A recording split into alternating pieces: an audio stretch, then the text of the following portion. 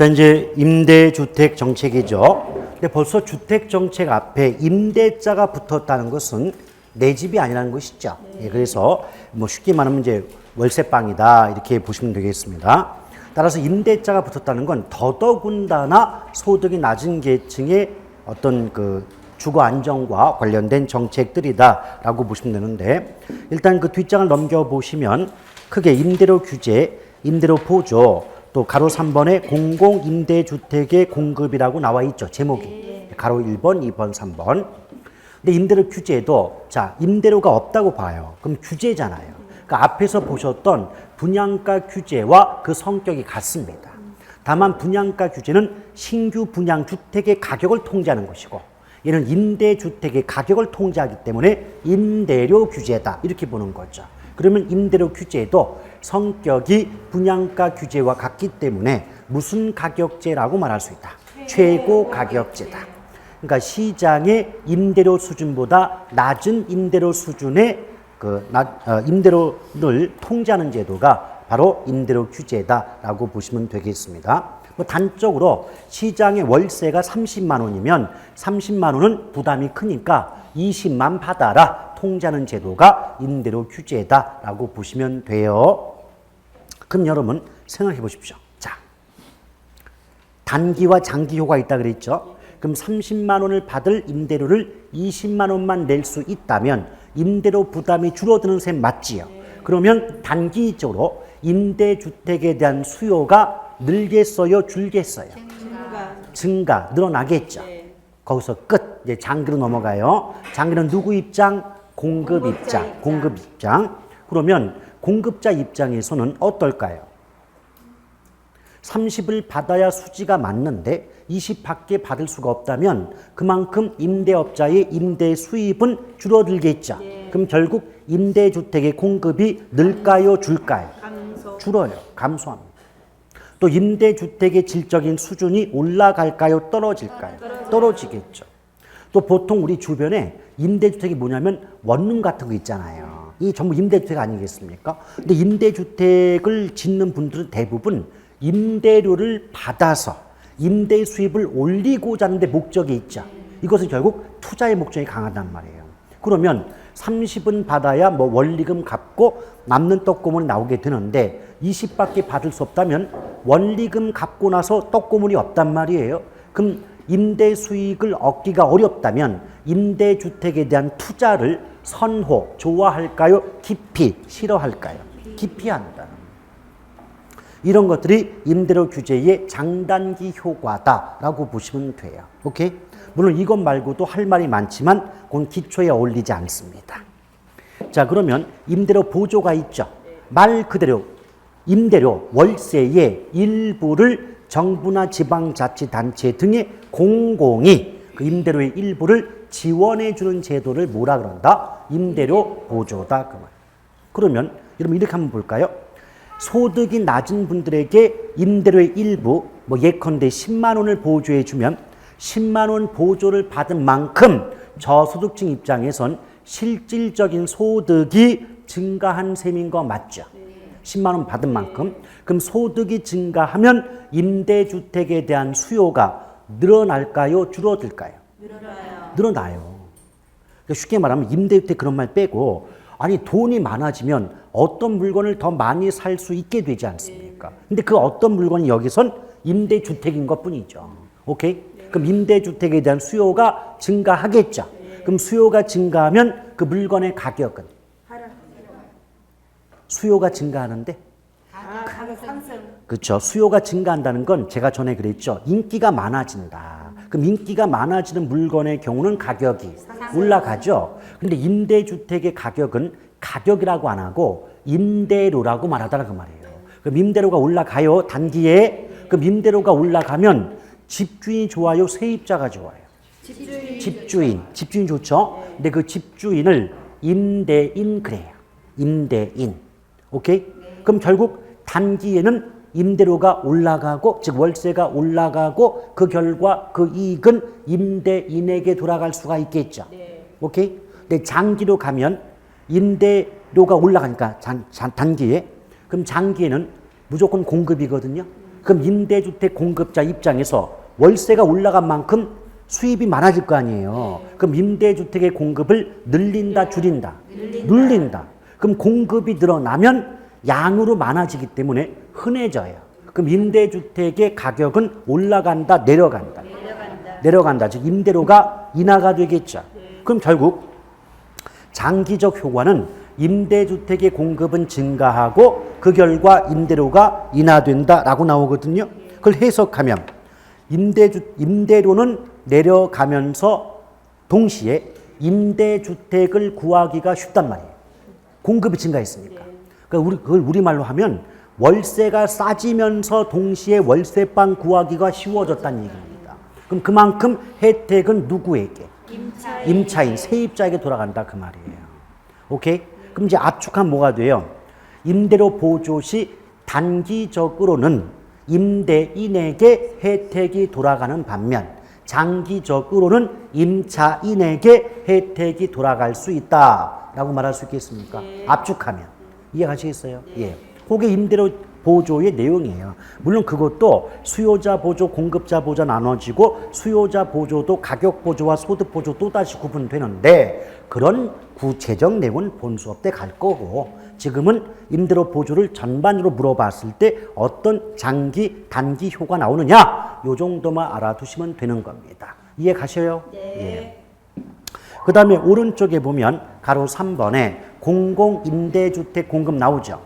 잘 보세요 제목을. 임대주택인데 앞에 공공이란 단어가 붙었죠. 그러니까 정부나 지방자치단체 또는 어떤 공기업 등의 공공이 임대주택을 공급하는데 상식적으로도요. 민간이나 사적 이런 말이 붙을 때보다는 공공이나 공적이란 말이 붙을 때 각종 요금, 대가, 비용이 싸요, 비싸요? 싸요.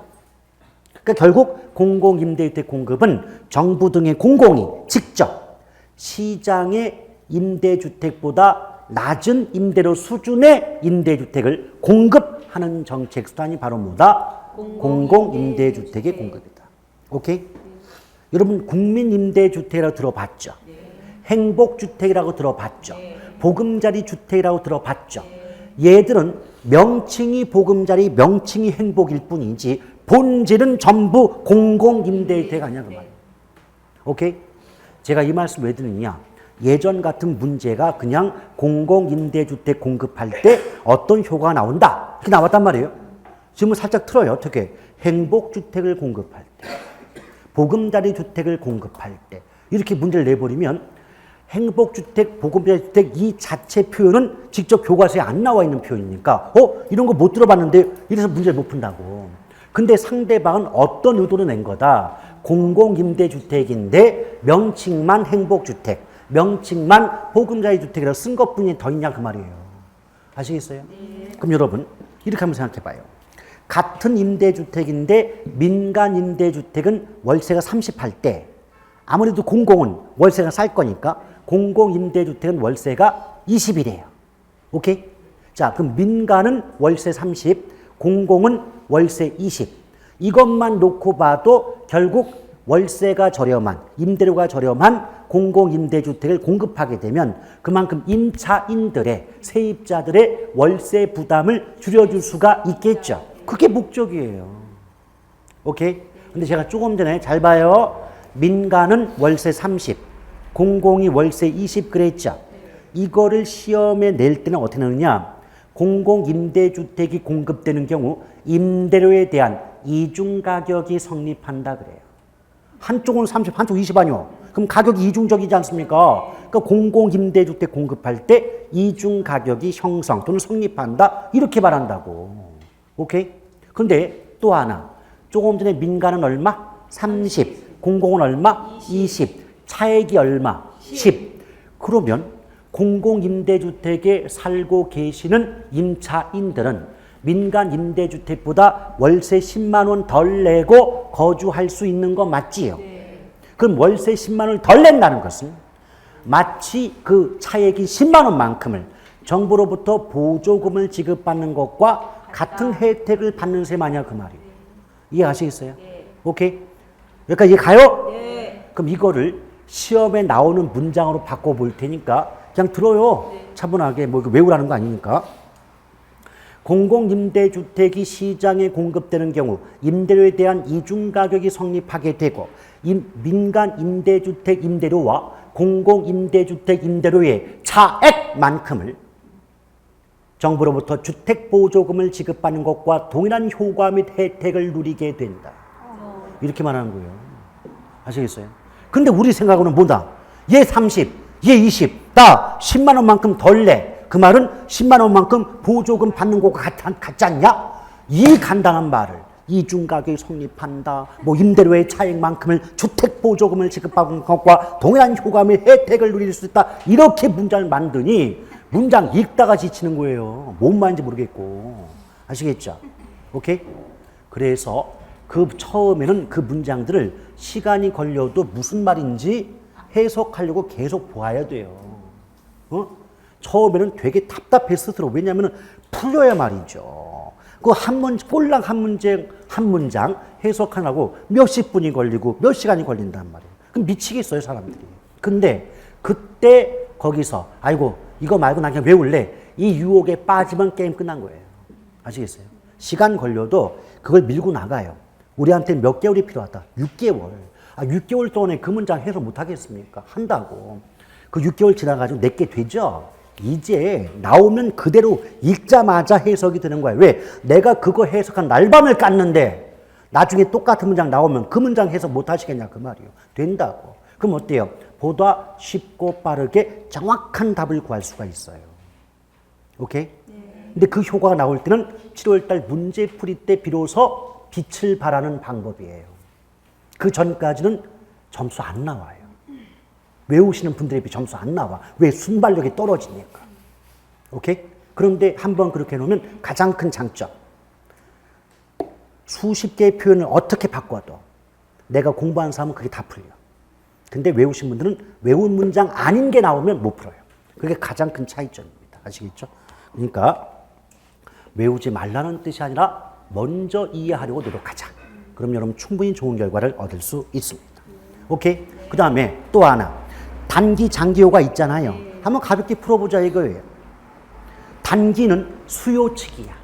수요 측면이 단기고 장기는 공급이라고 했죠. 그러면 내가 월세방 사는 사람인데요. 공공 20만 원짜리가 공급됐어. 그러면 어디로 넘어갈까? 나는 민간은 30인데 공공은 20이에요. 그럼 세입자 입장에선 같은 품질이라면 값이 싼 쪽으로 몰리겠죠. 그래요? 그럼 단기적으로 민간 임대주택에 살던 분들이 대부분 공공임대주택으로 이동을 하겠죠. 그럼 민간 임대주택 입장에선 수요가 이전보다 줄어드는 거잖아요. 공공 넘어갔으니까. 그럼 수요가 감소하면 임대료, 즉 가격은 올라가요, 떨어져요? 떨어져. 임대료가 떨어져. 그럼 이제 단기에서 끊으면 어차피 공공은 원래 월세가 싸고 단기에는 민간 임대주택도 월세가 싸지는 셈이니까 단기적으로는 공공에 사는 분들이나 민간 임대주택에 사시는 분들이나 모두 혜택을 누릴 수 있다. 이렇게 말이 나오겠죠. 이해하시겠어요? 근데 장기는 공급이잖아요. 그럼 민간 임대주택을 공급하는 분 입장에서 30을 받아야 되는데 단기에 월세가 싸졌거든. 그럼 별로 이익이 없겠죠. 그럼 장기적으로 민간 임대주택 공급을 늘릴까요? 줄일까요? 줄여. 공급이 줄어든다는 건 귀해진다는 거예요. 양쪽으로 줄어드니까. 그럼 어떻게 돼요? 단기에 내려갔던 월세가 장기에 다시 올라가겠다 그 말이에요. 오케이? 그러면 장기적으로는 공공 임차인들만 월세가 싸게 되니까 공공만 혜택을 누리는 것이고 장기적으로는 민간은 다시 월세가 비싸지는 셈이니까 혜택을 누릴 수가 없다. 이렇게 말이 나오게 되는 거죠. 오케이?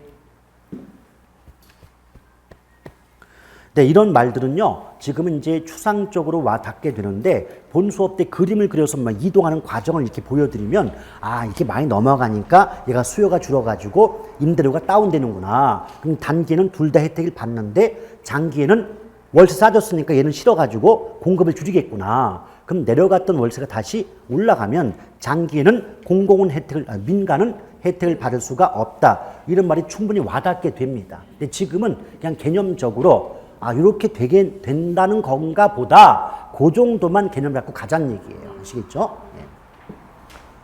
그리고 뭐 기초 때 뭐 이거저거 다 말씀드리고 다 이해가 되면 학원이 문을 닫아야 되기 때문에 그 말씀 다 드릴 수가 없어요. 예. 그 다음에 제3절에 보면 조세 정책 나오죠. 세금이다. 근데 정책론에서 세금이 나올 수밖에 없는 게 이게 부동산이 고가품이고 덩어리가 크다 보니까 이 거래 과정에서 이 세금이 상당히 큰 비중을 차지해요. 그리고 이 조금만 까딱하면 말이죠. 오히려 없는 사람들이 세금을 더 내게 되는 상황이 발생합니다. 이건 결코 바람직한 상황이 아니지 않느냐. 이런 것들을 이제 배우는 대목이 바로 조세 정책이다라고 보시면 돼요. 근데 거기 1번에 보면 조세 기능 해가지고 몇 가지 나열돼 있죠. 이건 요거야말로 단순 암기사항이 이게. 단순 암기사항. 이건 외우세요. 왜냐면 여기서 문제 나올 때는요. 내용을 가지고 물어보는 게 아니라 다음 중 조세 기능인 것은 또 기능이 아닌 것은 이렇게 물어봐요. 거기 보면 뭐 자원 배분이다, 뭐 소득 재분배다, 주택 문제 해결에 기여한다, 뭐 집가 안정에 기여한다 이런 말 있어요? 네. 그래요. 그럼 몇 가지 알아두시면 돼요. 됐죠? 네. 내용 필요 없는 부분입니다. 네. 넘기세요. 근데 조세 정책 중에서 가장 중요한 내용이 바로 2번인데 가격 탄력성과 조세 전가와 귀착의 관계 나와 있습니까? 네. 예.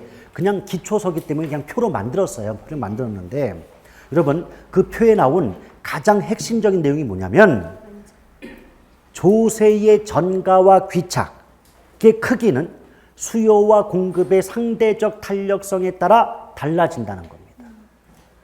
자, 그런데 이게 무슨 말이냐면 일단 조세 전가라고 할 때 전가는 무슨 뜻일까요? 넘어간다. 상대방에게 넘어간다. 오케이? 그래서 예쁘게 포장하면 납세 의무자가 있을 거 아닙니까? 그렇죠? 납세 의무자. 근데 세금을 부담하는 사람을 담세자라고 하고 세금을 납부할 의무가 있는 사람을 납세자라고 하죠. 그렇죠? 근데 여러분 세법 배우다 보면 직접세, 간접세 들어봤어요? 직접세는 납세자와 담세자가 일치하는 세금이에요. 그런데 간접세는 납세자와 담세자가 일치하지 않는 세금이다. 그 뭘까요? 부가가치세예요. 부가가치세. 근데 간접세는 대부분 상품 가격에 포함되어 있거든요. 그럼 여러분, 우리는 어떤 물건을 100원 주고 사면 그 100원의 가격 속에 세금이 있단 말이에요. 오케이? 그럼 세금을 부담하는 건 그 물건을 산 소비자 나죠. 근데 세금을 내가 직접 납부하지는 않잖아요. 그럼 세금을 납부하는 사람은 그 상품을 만든 기업가 아닙니까? 그럼 담세자는 소비자인 난데 세금 부담하는 건 그 세금을 납부하는 납세자는 누구다? 기업가, 기업이다. 오케이? 이렇게 담세자와 납세자가 일치하지 않는 세금을 뭐라 그런다? 간접세. 그런데 소득세 같은 경우가 직접세거든요. 세금 내가 부담하죠. 세금 납부도 내가 해요.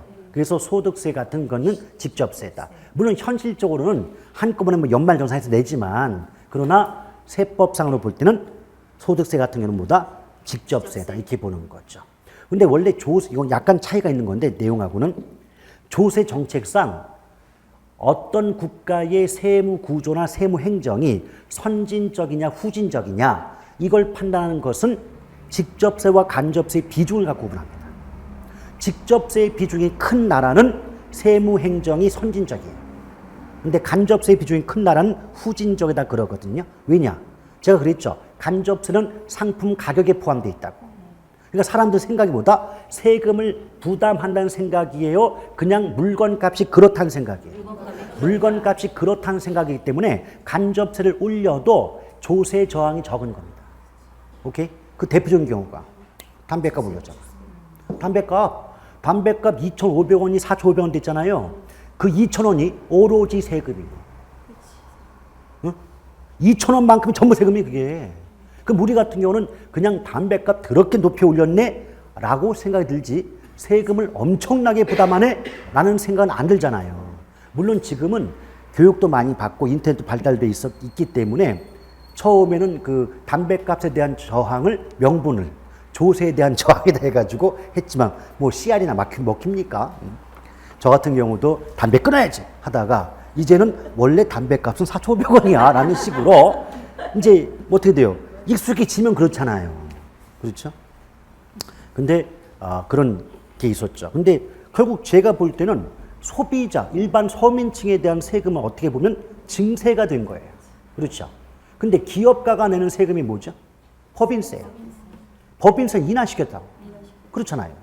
그럼 재벌 기업이 내는 세금을 인하시켜 놓고 일반 서민층들의 세금 부담은 증가시킨 거 아닙니까? 이것은 누가 보더라도 좀 형평에 어긋나지 않냐 이런 생각이 들 수밖에 없는 정책 아니냐 말이죠. 오케이? 뭘 비판한 건 아닙니다. 이게 상식적으로 그러하지 않냐 얘기를 한 거예요. 자, 그래서 또 특히 한국은 특수한 게 뭐냐면 새로운 세금을 개발하죠. 특진돼요. 특별 승진된다고. 오케이? 그게 미국의 조세 세무행정과 한국의 세무행정의 차이입니다. 미국 가서 국세청 가잖아요. 그럼 그들이 뭘 알려주냐면 어떻게 하면 세금 덜 내는 방법, 그러니까 절세 방법을 알려주는 게 미국의 조세행정. 우리는 어떻게 하면 보다 많은 세금을 걷어들일까 연구하는 게 한국의 조세행정. 이 차이가 있는 거예요. 그러니까 세무 정책이나 행정산업 보면 상당히 후진적인 국가가 한국입니다. 근데 왜 간접세금이 높을까? 조세 조항이 없거든. 쉽게 걷어들일 수 있죠. 근데 직접세는 내는 놈이 직접 내 주면 돈이 나가는 걸 보이니까 열받죠. 저항이 큰 거예요. 그러니까 뭐다? 조세 저항이 없기 때문에 쉽게 거둘 수 있기 때문에 이건 그러니까 세무 편의주의라고 해야겠죠. 조세 편의주의다. 그래서 별로 제 마음에는 안 들어요. 옛날에 그 신라의 달밤이라는 영화 보셨습니까? 네. 거기서 조폭두목이 이제 뭐 정원 훈련하고 있는데 방위병이 와가지고 이제 예비군 훈련 통지서 주잖아요. 민방위 예비군인가 했더니 그 조폭들 뭐라고 하냐면 조국이 날 위해 해준 게 뭔데? 왜 나 자꾸 부르냐? 이런 그 대사가 있었습니다. 네, 조국이, 그쵸? 근데 그 대사를 저는 들으면서 왜 이렇게 공감이 가는지, 제가 애국심 좀 부족했나 봐요, 제가. 자, 근데 여기서 조세 전가는 상대방에게 세금이 넘어가는 거 맞죠?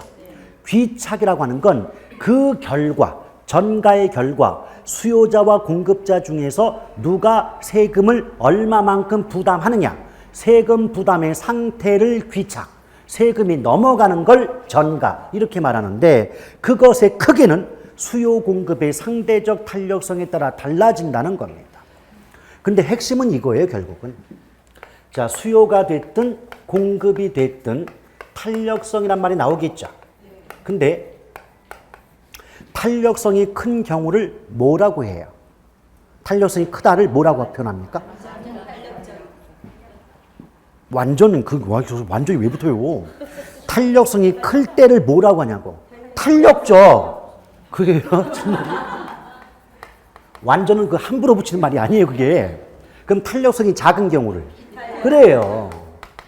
그런데 수요든 공급이든 탄력성이 클 때는 탄력성이 큰 쪽이 세금을 적게 부담합니다. 탄력성이 큰 쪽이 세금을 적게 부담하고 그럼 탄력성이 작은 쪽이 세금을 많이 부담한다. 이게 핵심이에요. 자, 수요든 공급이든 막론하고 탄력성이 크다 그러면 큰 쪽이 세금 적게 부담, 작은 쪽이 세금을 많이 부담. 이게 포인트입니다. 오케이? 근데 여러분이 조금 이제 말씀하셨던 완전자 붙을 때 있잖아요.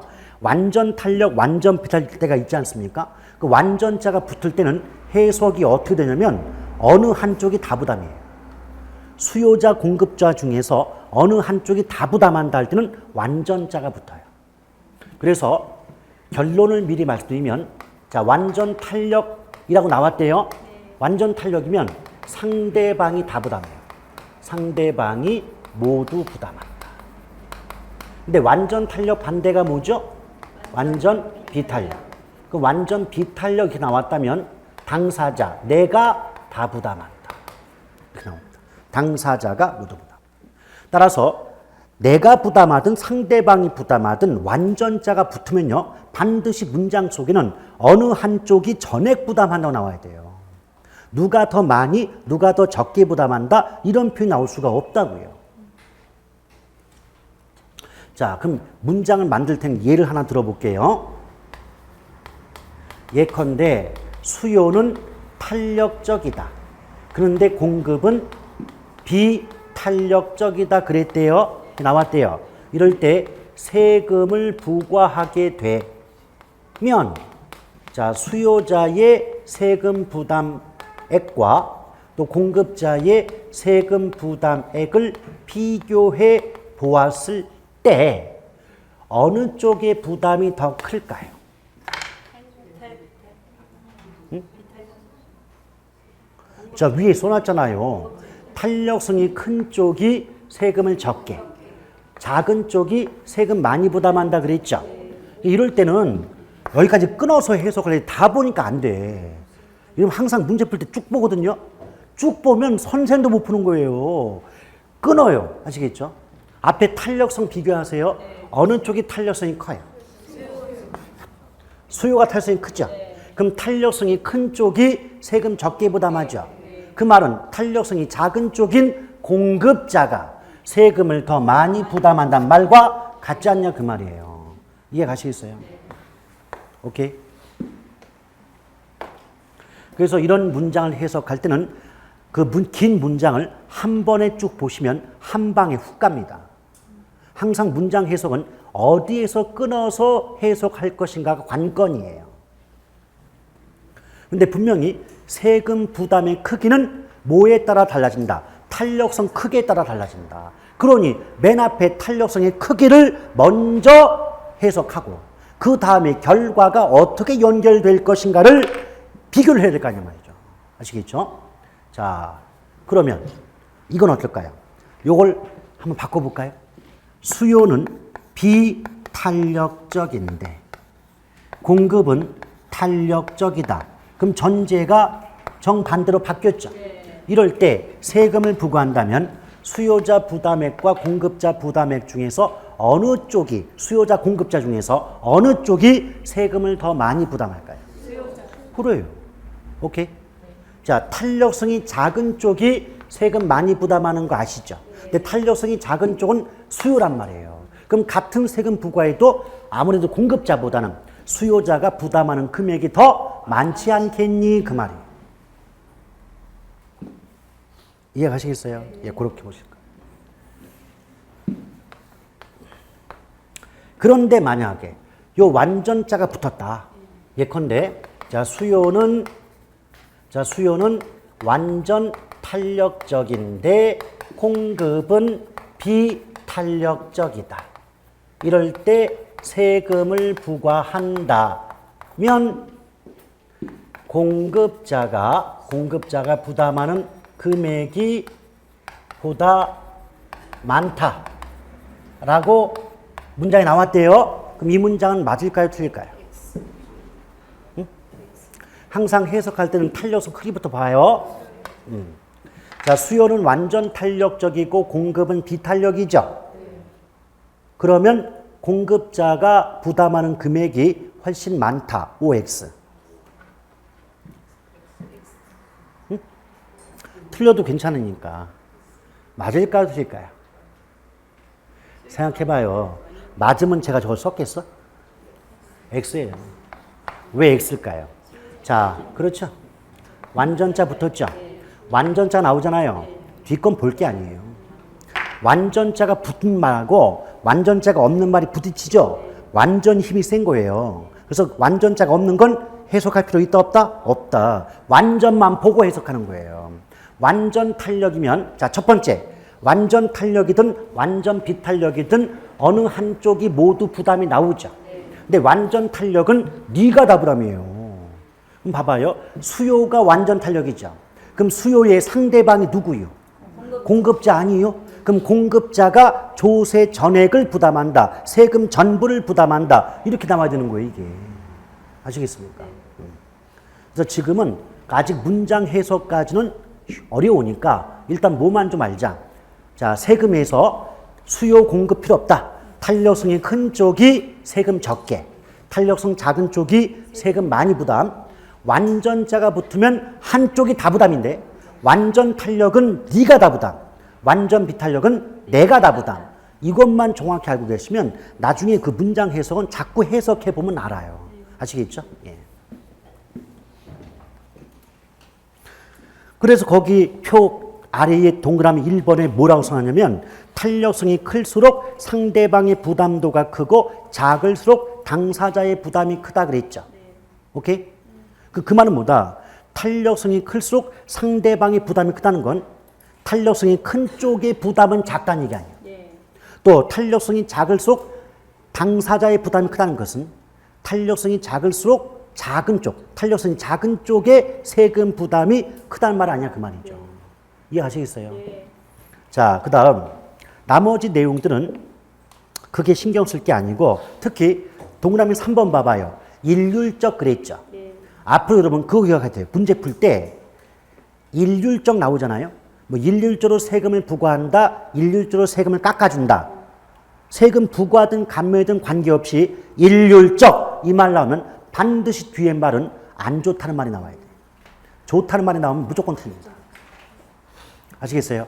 일률적으로 어떠하단 말이 나오면 반드시 뒤에 말은 안 좋은 부정적인 표현이 나와야지 좋다는 말이 나올 때는 그 문장은 성립하지 않습니다. 예컨대 말이죠 여러분. 연봉이 1억이신 분하고 연봉이 1,000만 원인 분하고 비교했을 때 일률적으로 똑같이 10%씩 세금을 깎아준대요. 그럼 우리가 겉으로 볼 때는 공평한 것 같지요. 근데 1억의 10%는 얼마를 깎아주는 거예요? 1,000만 원. 근데 1,000만 원의 10%는 100만 원. 그럼 퍼센트만 따지면 괜찮은 듯 해 보이지만 공평한 듯 해 보이지만 그 퍼센트를 금액으로 따져보면 소득이 높은 분들일수록 세금 감면의 혜택이 보다 크죠. 그렇게 일률적으로 깎아주면. 그래서 일률적이 나오잖아요. 세금을 부과하든 깎아주든 없는 사람이 더 죽어요. 저소득층에게 더 불리한 결과가 나온다 이 말이에요. 아시겠어요? 그럼 어때요? 깎아주든 세금을 부과하든 일률적이 아니라 뭐 소득에 따라서 차등적으로 세금을 부과해야 되고 차등적으로 세금을 깎아줘야만 그게 올바른 어떤 효과가 나오지 않냐 그 말입니다. 뭔 말인지 알아들어요? 이렇게. 그래서 이 확률 통계에 허점이라는 게 있어요. 우리가 몇 퍼센트 그러면 퍼센트만 생각하잖아요. 왜 그걸 값으로 구하려고 생각들을 안 하냐고. 웃긴 게 뭐 옛날 얘기지만 옛날에 왜 우리 저기 학교 다닐 때 뭐 방위성금 뭐 이렇게 거둔 거 있었죠. 예, 방위성금. 근데요, 그때마다 하는 말이 뭐냐면, 야, 북한은 뭐 GNP의 뭐 40%가 국방비인데 우리는 10%밖에 안 돼. 그럼 30% 차이가 있잖아요. 막 걷어줬다? 근데 북한 GNP의 40%는 한국 GNP의 5%도 안 돼. 그렇죠? 그 따지면, 값을 따지면. 근데 우리는 뭐만 본 거예요? 퍼센트만 본 거야. 우와! 40%, 우리는 10%, 우와! 갖다 바쳐야 돼. 근데 웃긴 건 그렇게 많이 걷었던 방위성 갖고 왜 아직도 자주 국방이 안 됩니까? 그거 누가 다 쓴 거예요, 그거? 전 그게 이해가 안 가요. 물론 이제 무슨 주한 미군 주둔할 때 주둔비도 우리가 다 분담을 해야 되니까 돈이 많이 들긴 해요. 어쨌든 여러 가지 뭐 이유가 있겠지만 우리는 그것이 알고 싶습니다. 자, 그 정도 보시면 조세 정책까지 가볍게 마쳤고요. 그 다음 넘겨보시면 드디어 투자론의 길목입니다. 투자론. 그래서 이제 제목을 보시면 제1장에 부동산 투자와 투기 나오죠. 근데 우리 현실적으로도 이 투자와 투기는요, 이론적으로는 뭐 이러이러한 게 투자고 이런 게 투기다라고 하지만 현실적으로는 투자와 투기를 구분하기가 쉬울까요? 어려울까요? 어려워요. 그래서 우리 항상 하는 말이 뭐예요? 심증은 가는데 물증이 없단 말 쓰잖아요. 이 경계를 따지기가 어렵습니다. 분명히 투기 같은데 난 투자했다고 하면 할 말이 없거든요, 이게. 근데 이제 그 현실적으로 이렇게 따져보기 어려운데 이론적으로는 보통 여러분들이 기간 갖고 보시면 돼요. 기간. 그러니까 토지 같은 경우는 3년 이내 이게 어떤 되판다라고 한다면 투자를 가장한 투기의 개념이 좀 성격이 강했다라고 볼 수가 있겠습니다. 왜냐하면 세법을 보시면 알아요. 세법에서 주택 같은 경우도 비과세 요건이 몇 년이에요? 주택의 비과세 요건. 그게 원래 3년이었다가 2년 줄지 않았나요? 세법 배우시는 분들. 3년입니까? 그러니까 3년 이상 뭐 거주 뭐 하고 나서 이제 되팔면 주택 비과세다. 3년 맞아요? 예. 그러면 뭐 2년이 됐든 3년 됐든 그것을 2년이 비과세든 3년이 비과세든 법에서 그 말을 정의했다는 것은 심증적으로 2년 이내에 3년 이내에 되판다면 세금을 부과하겠다. 그 말은 이거 투자 아니었지 않냐. 투기의 성격 강했지 않니? 라고 법에서는 그렇게 생각이 들더라. 이런 규정이 되는 거죠. 오케이? 자, 그런데 일단 투자가 나왔습니다. 그럼 뭐부터 들어가야 돼요? 투자가 뭐냐는 거죠. 그리고 투기가 뭐라는 겁니다. 의미부터 따져보셔야 되겠죠. 근데 투자라고 하는 건 말뜻을 보면, 말뜻만 놓고 보면 자금 또는 자본을 투입하는 행위를 투자한다. 이렇게 말할 수 있잖아요. 오케이? 그런데 앞에 무슨 말이 붙어요? 부동산 투자 아니에요? 그러면 요 말을 말 그대로 해석하면 투자의 대상이 뭐다? 부동산이다. 그러니까 부동산에 자금 또는 자본을 투입하는 행위를 뭐라 그런다? 부동산 투자다. 그런데 이 문장 해석에선 가장 결정적인 핵심이 빠져 있다는 거야. 왜 투자냐 말이죠. 이익을 얻기 위해서. 그걸 좀 다른 말로 하면 수익의 획득을 목적으로. 우리가 흔히 쓰는 말로 하면 돈 벌려고. 그래서 오죽하면 샹숑, 프랑스 그 가요를 샹숑 그러잖아요. 거기 샹숑에도 이런 말 있잖아요.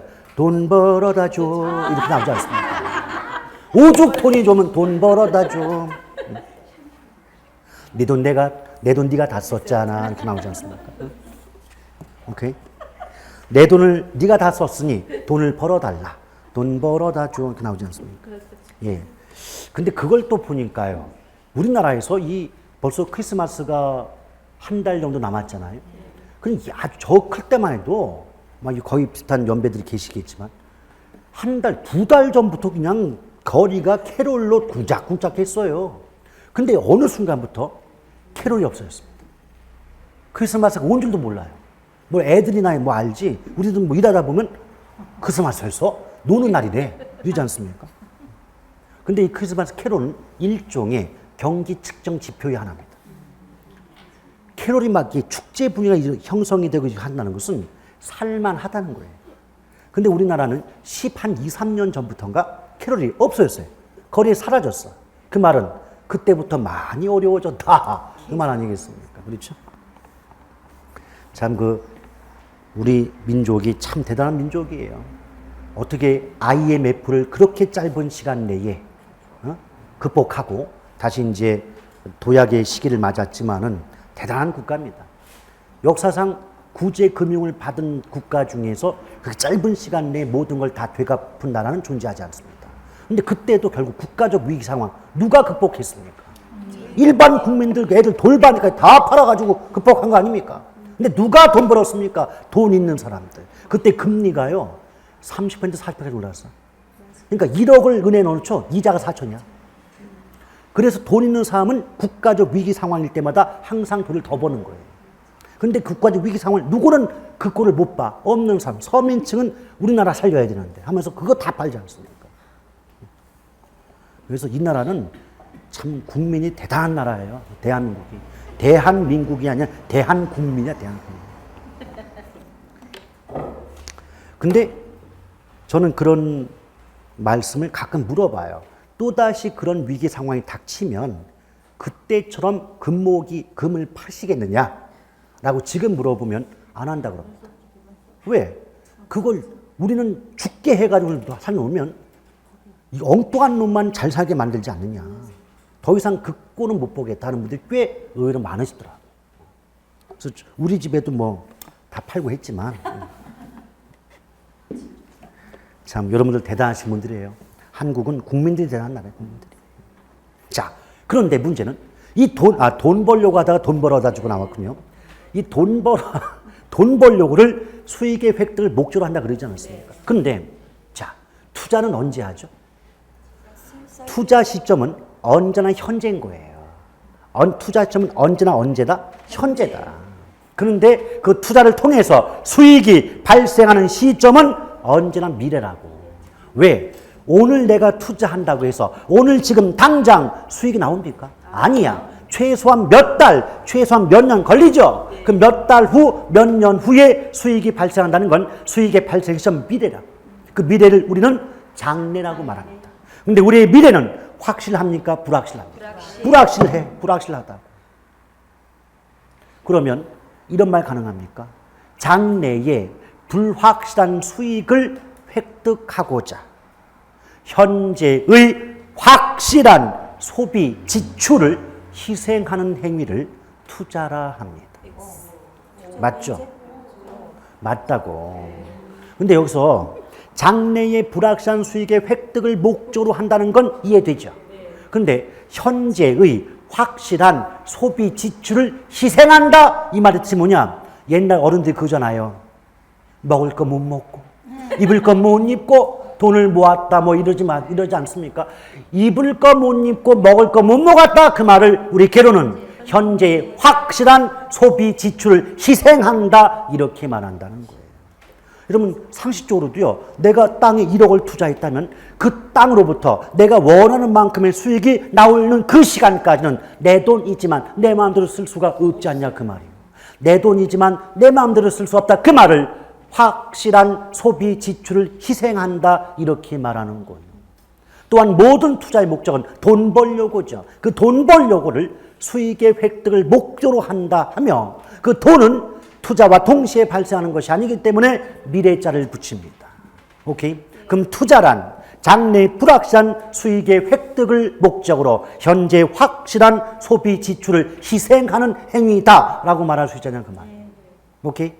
그런데 거기에 부동산을 갖다 붙이면 똑같은 말인데 부동산자만 붙이면 돼. 장래의 불확실한 수익의 획득을 목적으로 현재 확실한 소비 지출을 희생하며 부동산에 자금을 투입하는 행위를 뭐라고 한다? 부동산 투자다. 별거 아니에요, 이거. 그러니까 항상 말씀드리죠. 표현이 어려워서 그렇지. 그 표현이 무슨 뜻인지만 알면 이보다 쉬운 말이 어딨냐 그 말이에요. 오케이? 됐사옵니까? 네. 근데 그 투자는 투자하면 맨날 돈 벌면 투자를 하면 돈을 확실히 벌 수 있다. 하죠. 해요 안 해? 하죠. 해. 나라도 나 이거 안 해. 이거 안 해. 나 집 팔아 투자할래. 근데 투자해서 돈을 벌 수도 있지만 쪽박을 찰 수도 있죠. 네. 그걸 뭐라고 하냐고. 위험이다. 쪽박 찰 수 있자니 그 말을 뭐라고 말한다? 위험이다. 아시겠어요? 그럼 투기는요. 투기는 뭐냐? 투자와 유사한데 봐봐요. 투자는 부동산을 일단 보유해야 되겠죠. 그럼 부동산을 보유함으로써 어떤 이익도 얻고 팔았을 때 이익도 얻으려고 하는 게 투자입니다. 이때 부동산을 가지고 있으면서 얻는 이익을 소득이득이라고 말하는데 쉽게 말하면 임대수익. 근데 부동산 팔았을 때 얻는 이익을 자본이득이라고 말하거든요. 쉽게 말하면 양도차익. 팔았을 때는 양도차익. 오케이? 그럼 투자는 소득이득과 자본이득을 동시에 추구하는 행위다. 다른 말, 우리말 아는 말로 바꾸면 부동산 가지고 있으면 더 임대 수입과 동시에 부동산을 팔았을 때 얻는 양도차익 두 가지 모두를 얻고자 하는 행위가 뭐다? 투자다. 근데 투기는요. 샀다. 얼마 지나지 않아서 팔아먹는다. 이게 투기야. 그럼 결국 일정 기간 보유해서 임대 수익을 얻을 수는 없는 거고 사서 얼마 되지 않아서 팔아먹음으로써 양도 차익만을 얻고자 하는 행위가 뭐다? 투기다. 아시겠어요? 그래서 투자와 투기의 이론적인 근본적인 차이점은 양도 차익만을 얻고자 하느냐 양도 차익 이외에 임대 수익까지 얻고자 하느냐 이것이 구분점이다 그 말이에요. 오케이? 됐습니까?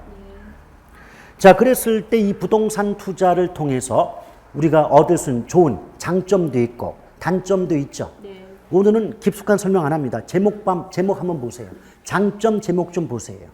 뭐 절세 효과가 있다, 지렛대 효과가 있다, 뭐 소유의 긍지와 만족을 느낄 수 있다, 이런 말 있어요? 네. 인플레이션 해증도 있고, 또 단점 그러면 뭐 환금성이 낮다, 각종 위험 부담이 있다는 말 나와 있죠. 그래요. 근데 오늘은 제가 지렛대 효과의 의미만 간단히 말씀드려보죠. 그럼 지렛대는요, 영어로 레버리지라고 해요. 무슨 리지? 레버리지. 에버리지 하면 크다 이거. 이거 아니에요? 이거 뭐예요 이거? 볼링 아닙니다 이거. 예. 아 저는 왜 볼링만 치면 이게 잘못됐나? 저는 제대로 굴리는데 꼭 옆에 그 빈 공간이 있죠. 꼭 글로 가요. 희한해 죽겠어. 그래가지고 방법이 하나뿐이 없더라고. 이게 안 되니까 두 손을 갖고 던져요. 그럼 스트라이커가 돼. 똑바로 가니까. 근데 한 손 던지면 꺾어진대. 뒤에서 보면 이게 꺾어진답니다. 제가. 꺾어져서 꼭 저쪽 그 구멍 속에 빠진다고 그러더라고. 그래서 우리는 점수가 안 나올 때는 방법이 뭐다? 돌을 던집니다. 돌을 던져. 쭉 가요. 자, 그런데 그 지렛대가 레버리지다. 그래서 출제자에 따라서 지렛대 효과하는 경우도 있지만 레버리지 효과하는 경우도 있어요. 근데 이때 지렛대는요, 그러면 투자하려면 뭐가 있어야 돼요? 돈이 있어야 돼. 근데 내 돈은 자기 자본이라고 하고요. 남한테 빌려온 돈은 내 돈이 아니니까 남의 돈이니까 타인 자본 그래요. 근데 지렛대가 타인 자본입니다. 그래서 지렛대 효과는 남의 돈을 빌려와서 투자함으로써 원리금을 갚고도 나한테 많은 떡고물이 남는 효과를 뭐라 그런다? 지렛대 효과다. 근데 여러분 그런 경우 있잖아요. 내가 집을 사고 싶은데 조금 부족해요. 그럴 때 전세를 안고 집을 구입하는 경우 있죠. 그럼 그 전세 보증금은 내 돈이에요? 남의 돈이에요? 남의 돈이에요. 그 전세 보증금은 예쁘게 포장하면 타인 자본 또는 지렛대. 그럼 어때요? 전세 보증금이라는 남의 돈을 활용하여 주택 마련이라는 이익이 발생했죠. 이런 경우를 뭐라 그런다? 지렛대 효과다. 근데 보다 엄격히 말하면 단순히 전세 안고 주택 구입이 아니라 전세를 안고 주택 구입했어. 근데 그게 몇 년 지나서 집값이 올라가지고 전세 보증금을 반환해 주고도 내주고도 내가 남는 떡고물이 있어. 그것이 정확한 지렛대 효과예요. 그런데 과거 기출문제에서는 그렇게까지 나오지도 않고 어떻게 나왔다? 전세를 안고 주택을 구입하는 것도 일종의 지렛대 효과로 볼 수 있다. 그 정도 수준만 나왔다고. 그럼 그 문장 맞아요? 틀려요? 맞잖아요. 오케이? 근데 또 주변에서 보면 이런 경우 있잖아요. 뭐 사업하시는 분들, 대부분 사업하시는 분들은 부채 있잖아요. 그렇죠? 그럼 어떤 걸 담보로 해서 돈을 빌려왔어. 돈을 빌려와가지고 사업을 해가지고 돈을 벌었어요. 그럼 이제 원금 이자 갚아야 될 거 아니에요? 그럼 원금 이자를 갚고도 많은 이익을 내가 얻었어요. 그럼 남의 돈을 빌려오지 않았다면 사업을 못했을 거고, 사업을 못했으면 그런 이익을 얻을 수가 없었을 거 아닙니까? 이처럼 지렛대 효과는 표현에 관계없이 남의 돈 이용해서 나의 이익이 커지는 효과를 뭐라 그런다? 지렛대 효과다. 오케이? 근데 여러분 가끔가다 그런 경우 있죠. 빌려왔어. 투자했어. 이익이 나오긴 했어. 근데 빚도 채 못 갚는 경우 있죠. 그럼 돈 괜히 빌렸죠. 이걸 부의 지렛대 효과 그래요. 여러분 그거 있잖아요. 외부 효과도 정의 외부 반대가 뭐예요? 부의 외부 효과야. 그럼 똑같아. 용어는 똑같아. 정의 반대가 뭐다? 부다. 그럼 남한테 돈 빌려왔는데 투자했는데 뭐 사업했는데 빚도 채 못 갚으면 부예요. 오케이? 그러면 반대로 빌려왔어. 투자했어. 수익이 나와서 빚 다 갚고도 남는 게 있어. 그럼 부의 반대 뭐다? 정. 그래서 정의 지렛대 효과다 이 말이에요. 아시겠죠? 그래서 개념 이렇게 잡아요. 저 보세요. 돈 빌려왔어요. 투자했어요. 수익이 나왔어요. 빚 갚고도 남는 게 있어요. 정. 돈 빌려왔어요. 투자했어요. 수익이 나왔어요. 빚도 채 못 갚아요. 부. 세 번째가 좀 약간 개념이 있어야 되는데 돈 빌려왔어요. 투자했어요. 수익이 나왔어요. 빚 갚았어요. 남는 게 없어요. 이걸 중립적 지렛대라고 합니다. 똔또이가 중립이야. 그래서 똔또이. 오케이? 그러니까 압축하면 뭐가 돼요? 남의 돈 빌려와서 이익이 되면 정. 남의 돈 빌려와서 오히려 불이익이 되면 부. 남의 돈 빌려와서 빚 갚으면 남는 거 없으면 중립 또는 영의 지렛대 효과 이렇게 말합니다. 오케이? 그러니까 너무 문장 처음부터 문장 표현에 좀 연연하지 마시고 그 말의 의미가 뭔가를 좀 알아달라. 아시겠죠?